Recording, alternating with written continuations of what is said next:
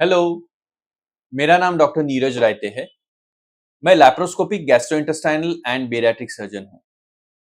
Gallstone की treatment हम समझ रहे हैं, तो गॉलस्टोन का डायग्नोसिस कैसे करते हैं? उसमें कौन से इन्वेस्टिगेशंस इंपॉर्टेंट रहते हैं? कौन से इन्वेस्टिगेशन से हमें कौन सी इंफॉर्मेशन समझती है? ये सारी चीजों के बारे में हम आज डिस्कस करने वाले हैं। तो बहुत सारे इन्वेस्टिगेशंस है जो हमारे गॉलस्टोन्स के ट्रीटमेंट में डिसीजन मेकिंग एल्गोरिदम में काम आती है।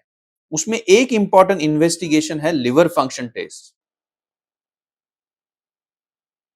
लिवर फंक्शन टेस्ट हमें हमारे ब्लड में अगर बिलिरुबिन बढ़ा हो तो जॉन्डिस का इंडिकेशन बताती है। लिवर के एंजाइम्स बढ़े हो तो उसका इंडिकेशन बताती है, जिससे हमें यह सस्पिशन हो सकता है कि क्या गॉलस्टोन कॉम्प्लिकेट हो रहा है। The commonly performed investigation for diagnosis of gallstones is sonography of abdomen. Then what are the things we should expect in a sonography report? तो सोनोग्राफी के रिपोर्ट में गॉलस्टोन अगर है तो इनका नंबर क्या है, उनका साइज क्या है, गॉल ब्लैडर की जो कवरिंग है जिसको गॉल ब्लैडर वॉल कहते हैं, तो गॉल ब्लैडर वॉल की थिकनेस क्या है,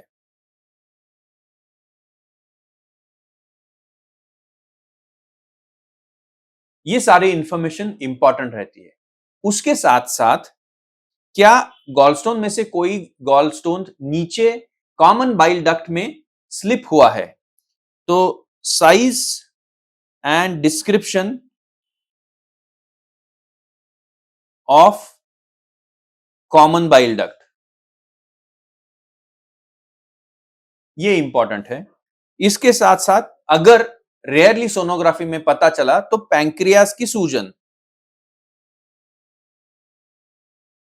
भी हमें सोनोग्राफी पे पता चल सकती है।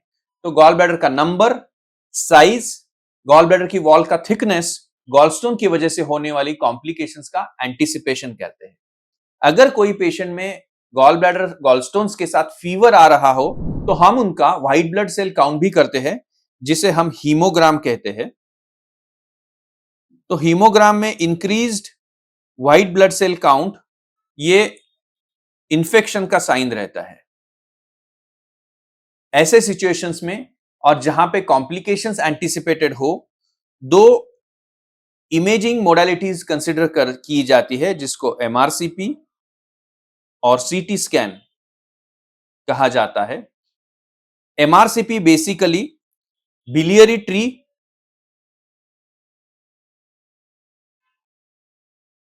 और उसका एनाटॉमी समझने के लिए की जाती है, और सीटी स्कैन पैंक्रियास का इवैल्यूएशन और इंफेक्शन का इवैल्यूएशन करने के लिए की जाती है। तो ये सारे इन्वेस्टिगेशंस हमें गाइड करते हैं कि जो प्रॉब्लम हमारे गॉल ब्लैडर में चल रहा है उसका सीवियरिटी क्या है। इन ट्रीटमेंट्स के साथ कुछ इन्वेजिव ट्रीटमेंट्स भी कभी कभी यूज की जा सकती है, जिसे ईयूएस या एंडोसोनोग्राफी कहा जाता है। इससे बहुत सारे टाइनी गॉलस्टोन्स अगर कॉमन बाइल डक्ट में अटके हो तो पता चल सकते हैं। ईआरसीपी यानी कि एंडोस्कोपिक रेट्रोग्रेड कोलेंजियो पैंक्रियाटोकोग्राफी,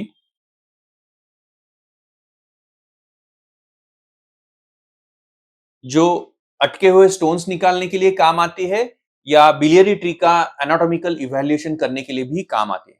तो जैसा कि हमने देखा, गॉलस्टोन्स के इवैल्यूएशन के लिए काफी सारे टेस्ट किए जाते हैं। उसमें लिवर फंक्शन टेस्ट है, सोनोग्राफी है, हीमोग्राम है, एमआरसीपी है, सीटी स्कैन है, ईयूएस है, ईआरसीपी है। तो आज हमने डिस्कस किया कि गॉलस्टोन्स के इन्वेस्टिगेशंस किस तरह से किए जाते हैं। अगर आपको ये इंफॉर्मेशन अच्छी लगती है तो लाइक कीजिए, सब्सक्राइब कीजिए, शेयर कीजिए, ताकि ऐसे और ज्यादा साइंटिफिक इंफॉर्मेशन हम आपकी तरफ पहुंचा सकें। Thank you.